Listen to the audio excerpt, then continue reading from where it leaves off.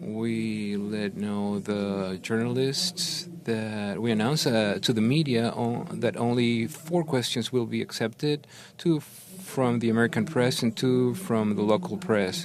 Journalists will be called by name and media outlet. Now we pass the word to His Excellency Frank Abrego, Minister of Security of Panama. Good afternoon.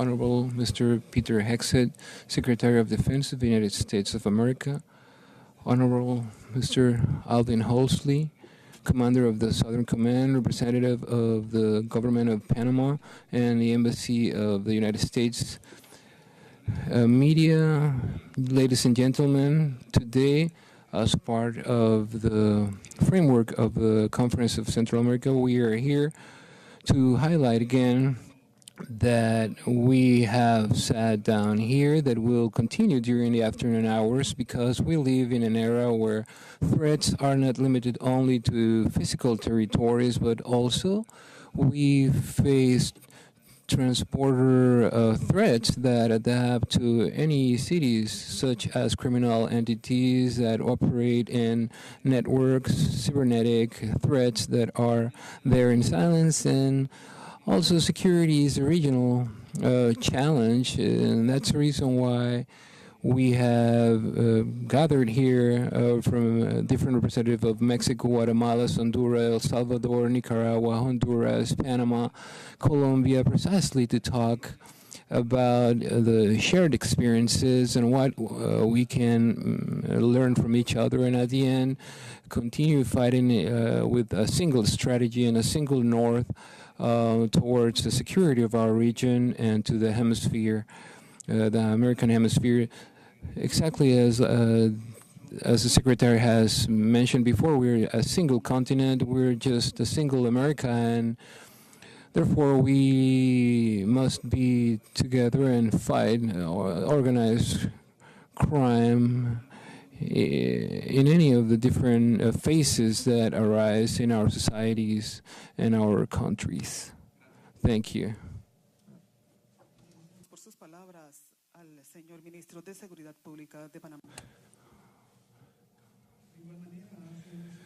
Again,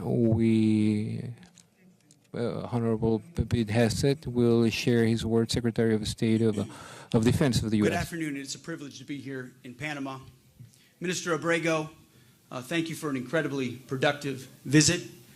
The same goes for our friend, President Molino.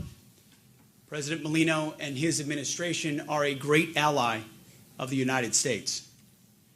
We are deeply grateful for the friendship of our Panamanian counterparts, your partnership and your leadership here in Panama and across the region. We face shared security challenges and common threats. Together, we will deter them by increasing our defenses and achieving peace through strength. Since President Trump was elected, our 2 nations have done more to strengthen cooperation in a few months than we have in decades. And President Molino, who we met with earlier, we have you to thank in large part for that as well. We're partnering closely in 3 areas. First, securing our borders and stopping mass illegal migration. What Panama has done in the Darien Gap is incredible. Crossings down 99% since a year ago. Second, we're countering violent cartels and criminal enterprises. And third, we're securing the Panama Canal and countering China's malign influence. The Panama Canal is key terrain that must be secured by Panama with America and not China. To that end, that is why the United States and Panama have just signed a memorandum of understanding on cooperative security activities, and will be signing, just moments after this press conference, a joint declaration with the Minister of Canal Affairs on the security and operation of the Panama Canal, which is a framework for U.S. warship and auxiliary ships to sail first and free through the Panama Canal.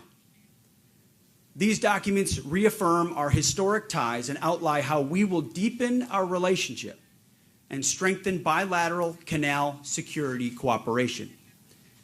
It also builds on the great work started by our Secretary of State, Marco Rubio, and his team.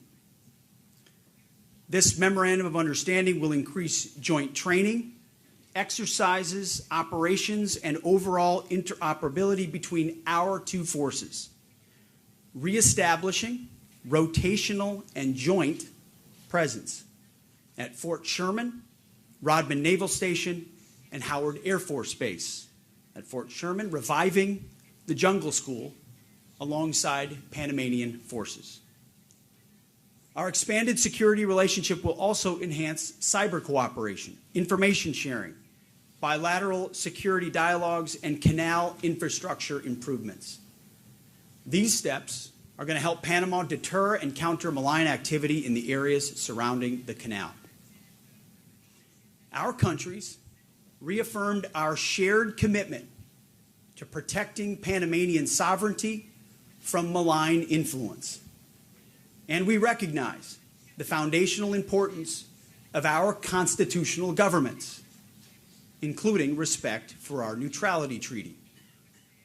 We've also been working closely with the Panama Canal Authority, and we will further increase our cooperation with each other. The U.S. Army Corps of Engineers is one example. They were critical in building the canal over 120 years ago and have partnered closely with the Canal Authority for many years. The Canal Authority will continue to pay the Corps of Engineers for their expertise and technical support. This will help ensure the canal's long-term sustainability. And this summer, the USNS Comfort, a naval hospital ship, will visit Panama and provide medical help and deepen bilateral relationships between our service members and our people. Beyond our important bilateral relationship with Panama, I'm proud to be here to participate in the Central America Security Conference. So thank you again, Minister Abrego, Admiral Halsey, Commander of U.S. Southern Command, doing a fantastic job for convening this important regional security forum. It was great to meet so many partners earlier this morning and last night and hear how we are working together, training together, and exercising together. In fact, right now, partnering with Panama, we have 2 cruisers, 2 USS Coast Guard cutters, F-18 fighters, a U.S. Marine Corps infantry company, over 1,000 U.S. troops supporting partner operations in Panama.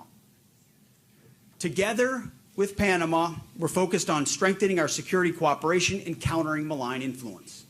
The security of our hemisphere is a top priority for the United States Department of Defense. Our mission is simple: achieve peace through strength through an America First approach. As I've said before, America First does not mean America alone.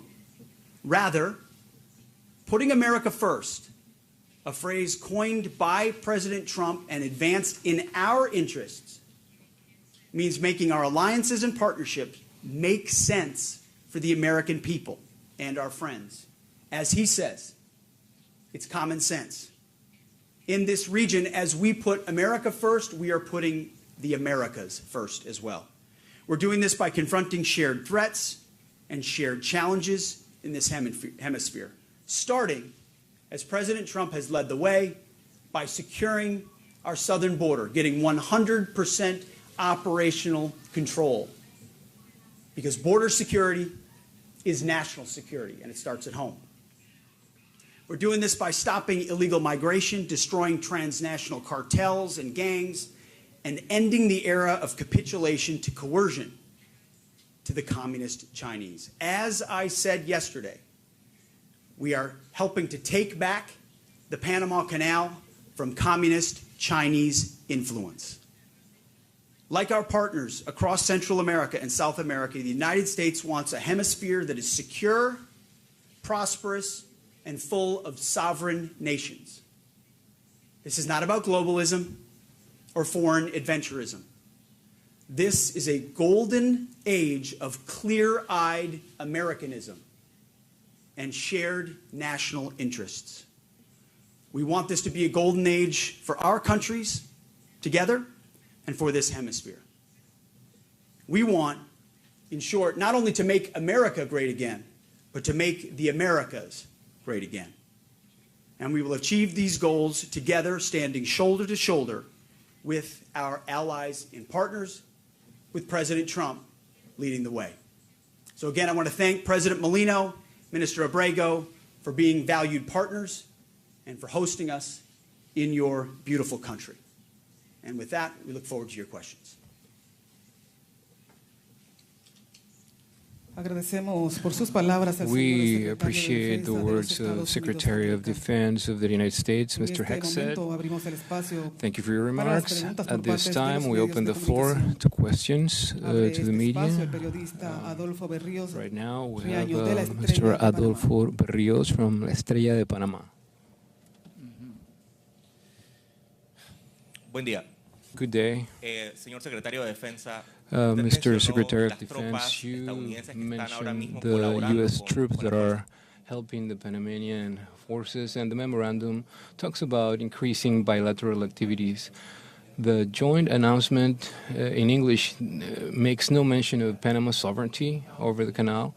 So the U.S. recognized Panama's sovereignty over the canal, and if there are plans from the U.S. to maintain a permanent military presence in Panama beyond the current cooperation and training. Appreciate the question. Yeah, guys. We certainly understand that the Panama Canal is in Panama, and protecting Panamanian sovereignty from malign influence is important, which is why when President Trump says we're taking back the Panama Canal from Chinese influence, that involves partnership with the United States and Panama. And we're grateful that they've welcomed U.S. troops on Panamanian soil by invitation through rotational joint exercises. And that's what you'll see in the Memorandum of Understanding, is an opportunity to revive, whether it's the military base, naval air station, locations where U.S. troops can work with Panamanian troops to enhance capabilities and cooperate. In a rotational way, we welcome the opportunity to have an increased troop presence here alongside the Panamanians to secure the sovereignty of the Panama Canal. Are there plans to make it permanent? Ultimately, we look forward to a long relationship with the country of Panama, and that would be in deliberation with the leadership of Panama.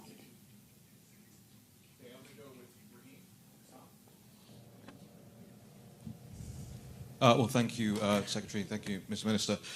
Two parts, if I may. Number one, the Chinese responded quite aggressively to your trip, saying, well, accusing the U.S. of blackmail. So I thought I'd just ask you, have you blackmailed anyone? And, Minister, do you feel blackmailed at all? My second question is for the Minister about Taiwanese sovereignty. This country has ceased to recognize Taiwan since 2017. Did Taiwan come up in your conversations this week? And is that something you'll pursue again? Thank you. I don't know anything about blackmail, appreciate the question, but I do know about strength. Peace through strength and deterrence. You're seeing strength from President Trump with tariffs, with reciprocal tariffs, recognizing that he's willing to protect American industries and American workers from unfair trade practices that have existed for decades, and no one stood up on behalf of America. President Trump is doing that in real time right now. And at the Defense Department, whether it was our trip to the Indo-Pacific, in the Philippines, Japan, and Guam, and elsewhere, or here in the Panama Canal, and with our Panamanian partners, we're standing up to malign Chinese influence and simply saying a strong America that deters that influence in our own backyard, in our hemisphere, is good for us, good for our partners, and creates opportunities for freedom in the future. So again, this is not about we want peace. We seek peace. We don't seek conflict. But we believe that conflict does not come the stronger we are. And we're happy to speak it clearly, which President Trump has always been willing to speak that clearly, which is why we point out here clearly the malign influence of the communist Chinese and their attempt to leverage it in the Panama Canal or Panama Canal area, which does not serve Panamanian interests or American interests. And that's something we will stand up for every day. We continue with questions. Now we have Juan Jose Rodriguez from Media AFP. Hola, Good quería afternoon. preguntarle al I señor wanted to secretario. ask the Secretary. Allá en Estados Unidos se emitió un Yesterday, comunicado the donde habla press de released first and fast, and talked about referente a un posible acuerdo an para agreement que los buques de la an Marina de agreement Estados Unidos for the no passage of paguen warships los to peajes cuando pasan por not el canal de pay Panamá. Yo quería when they preguntarle cross si the Panama realmente Canal. ha habido un I wanted acuerdo to entre ask Panamá if there y has Estados been an Unidos agreement para between que Panama and the efectivamente U.S. los to buques de la effectively Marina de Estados Unidos no paguen peaje waive o que those Panamá les devuelva payments to Panama ese when dinero these bien warships a cross, través de compras or de if Panama material has to return o de that otro payment tipo de through medidas. Y en purchasing ese materials or caso, anything si from the esto no U.S. violaría In el that case, espíritu, if this de los wouldn't that break the spirit of the neutrality treaties?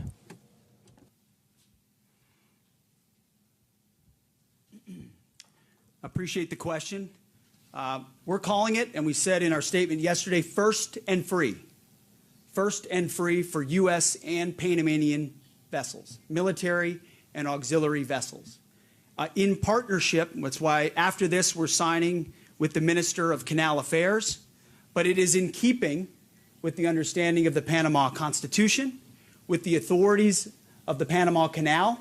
So we've worked directly with Panamanian leadership, with the Canal Authority, to make sure it's arranged in such a way that it is first and free and is in keeping with their understanding. And that we'll be signing that framework, which is what it is today, a framework right after this press conference with the Minister of Canal Affairs. But it was important to us that in moments of contingency, our troops can travel first and free.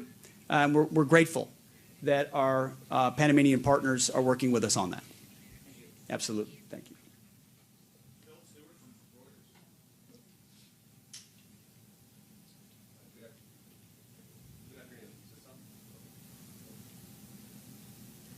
Good afternoon.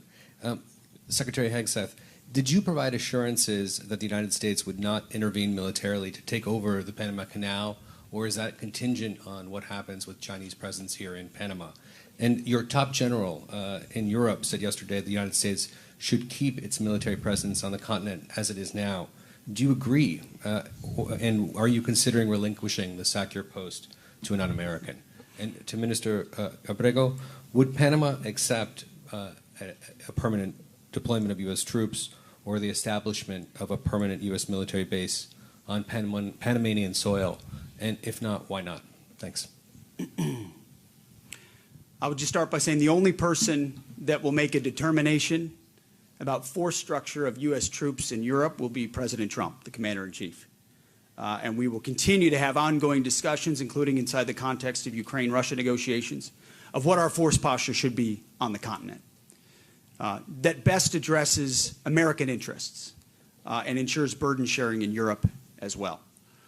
To the question about Chinese influence, we are focused on working together with our Panamanian partners to ensure that malign Chinese influence is not allowed to take any additional hold and is in fact expelled from the Panama Canal and the Panama Canal area.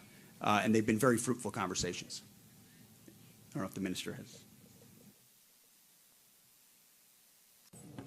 Yes, good afternoon. Again, we want to establish or to say that Panama absolutely during this memorandum of understanding has given any sovereignty of the Panama Canal or any of the adjacent zones. Panama is within the framework of the neutrality treaty, and based on that part of the constitution, the U.S. has managed themselves with respect. We just heard the secretary say that he will have a meeting with the Minister of the Canal.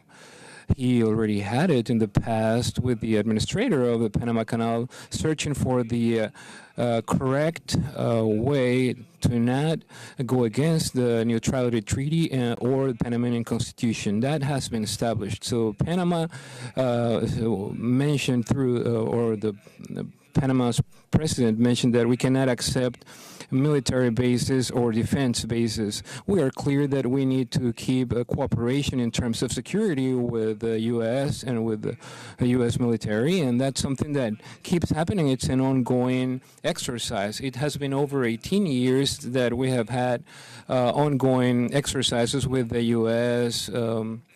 Air Force and the U.S. Army. So this is not new. We understand that based on international media and what has taken place, that it becomes a hot trend.